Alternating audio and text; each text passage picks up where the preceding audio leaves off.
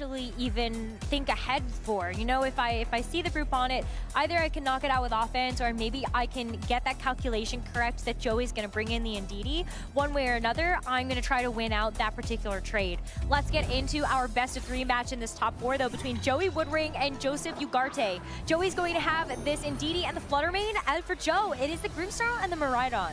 Yeah, Ndidi lead is really common into Miraidon teams. The idea is like if you lead Miraidon, like what's happened here, you get to override that terrain immediately. So Miraidon isn't nearly as offensive as it normally would be.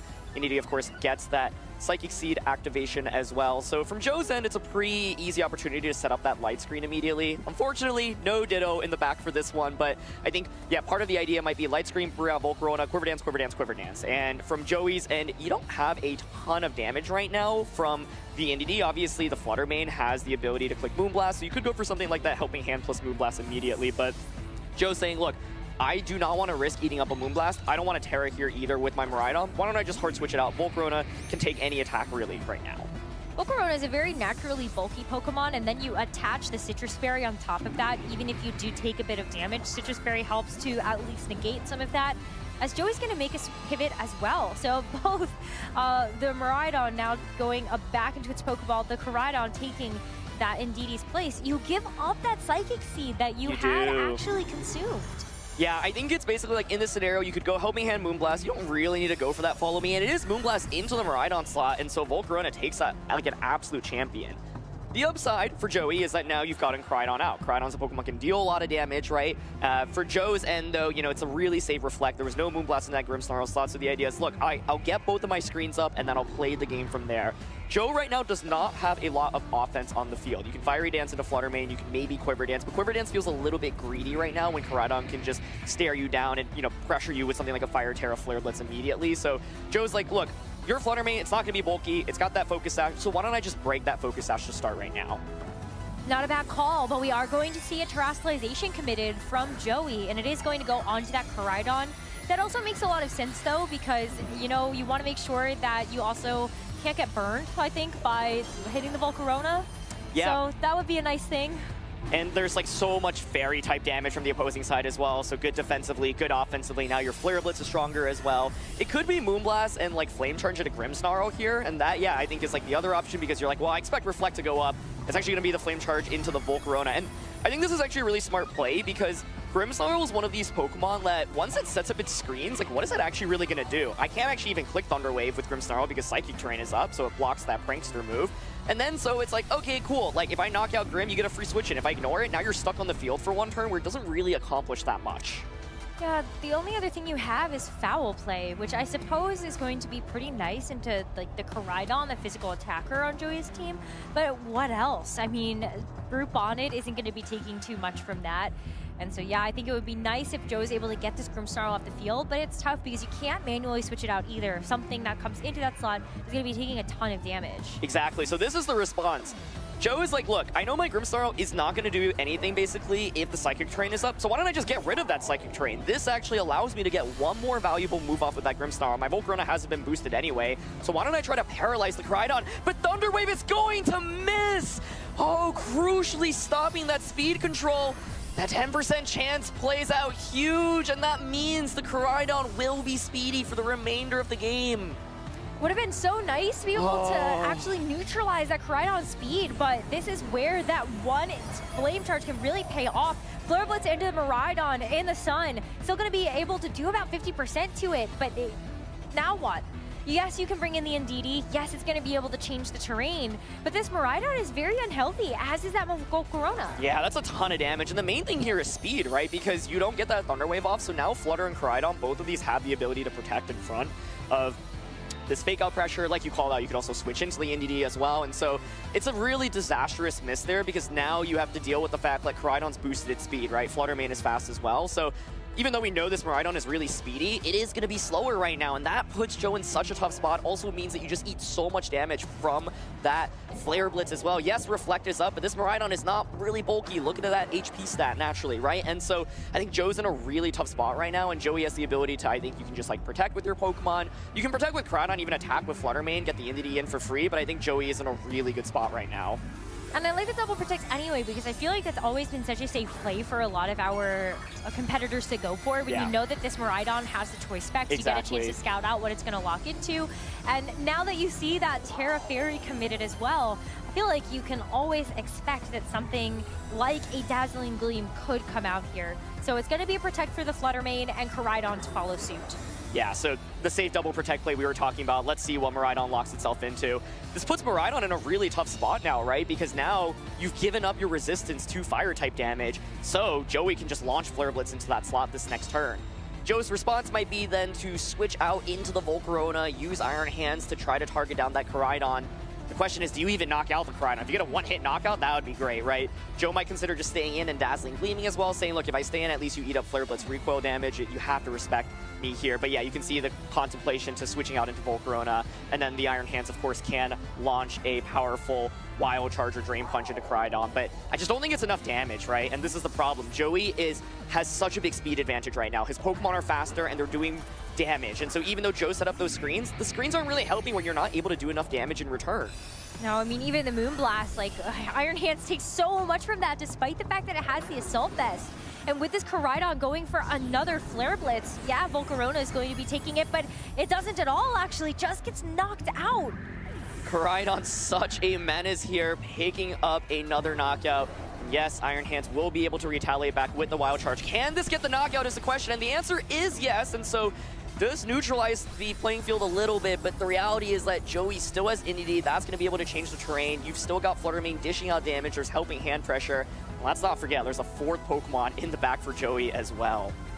The sunlight is gone, so at least the photosynthesis is also going to be removed here for the Flutter Mane. But the terrain war is still in full effect with Miraidon and Indeedee both still being alive. And it's going to be the Iron Crown as the fourth and final Pokemon for Joey. Oh, that is a really nice final Pokemon because it sets yourself up for this end game where you have Iron Crown in Psychic terrain with that Indeedee to pressure with either Follow Me or Helping Hand. So I think if you are Joey right now, you can go for a Protect with that Iron Crown, sacrifice your Flutter Mane, get that free switch in into the Indeedee, and then Indeedee plus Iron Crown, I think, should close out this game. Wow, did you see that? Joe is actually going to be targeting both attacks into that Flutter Mane, but it goes for the Protect, maybe hoping that the Indeedee would actually switch into that slot, and that would be one way to really get yourself back into that game. But Joey isn't going to fall for it, just decides to go for the double Protect anyway to scout out what this final attack lock-in from this Miraidon is going to be, and it is that Electro Drift. Yeah, the one thing this opens up to, and like you called out, Rose, yeah, going for Drain Punch into Flutter, saying, look, I think you might just go switch into Indeedee, so let me try to catch you as you do that.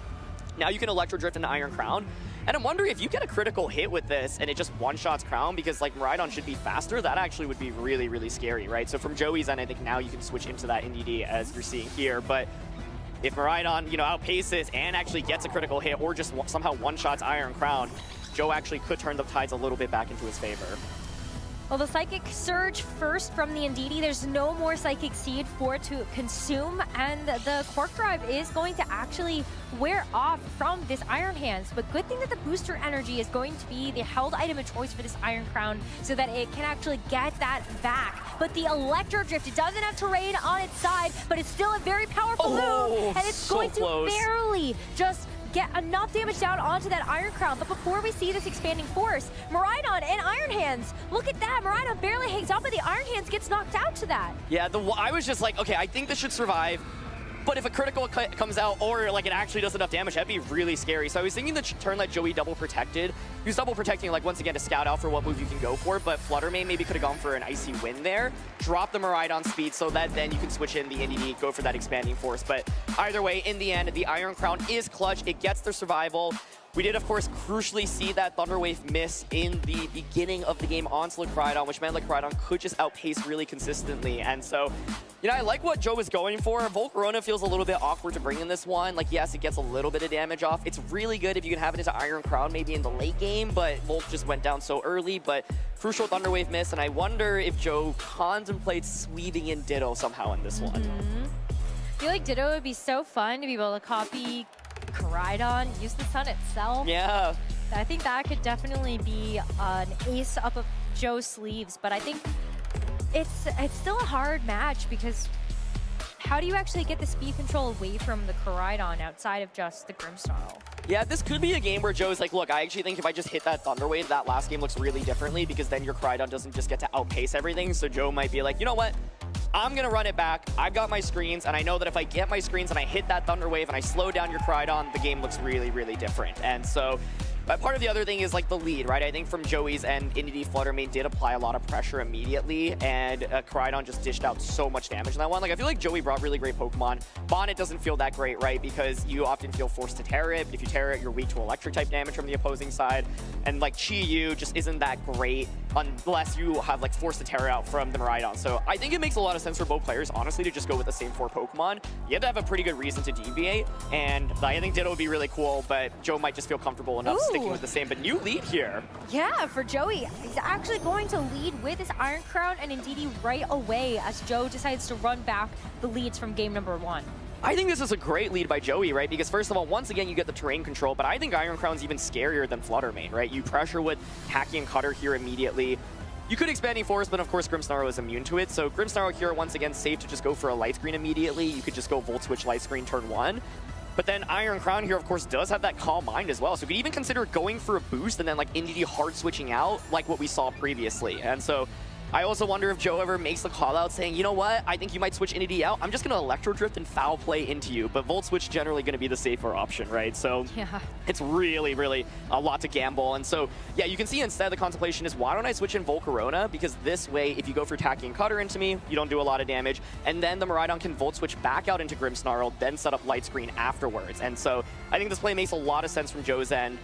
And the question then is, what is the Iron Crown going for? Is it just damage? Because if so, Volk is going to soak it up pretty well. But if it's going to be that Calm Mind, it can get scary really quickly.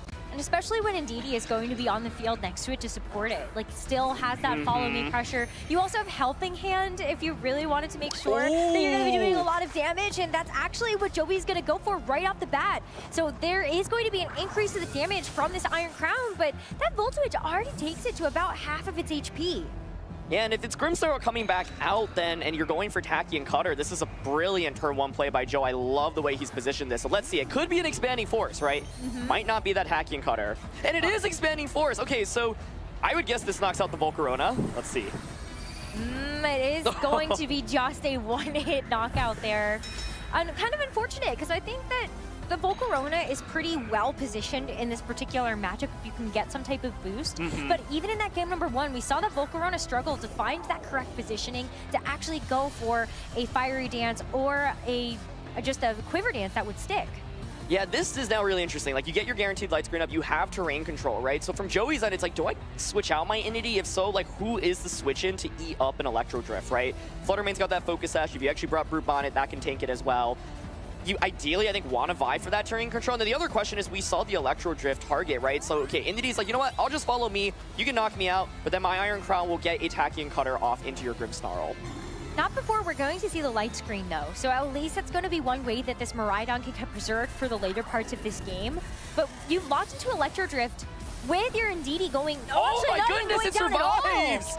Wow, that's a huge survival here. Because I was going to say, it would be very nice if we actually ended up seeing the Miraidon actually be able to keep this terrain control. But now the fact that Joey actually still has this Indeedee alive, you could switch it out for later, give the terrain back, take away the terrain control from the Miraidon. Huge survival on the Grimmsnarl, though, too. Yeah, I think it could just be another follow me Tacky and Cutter. You say, you know what, I knock out your Grimmsnarl. Now you're stuck on the field with Miraidon locked into Electro Drift.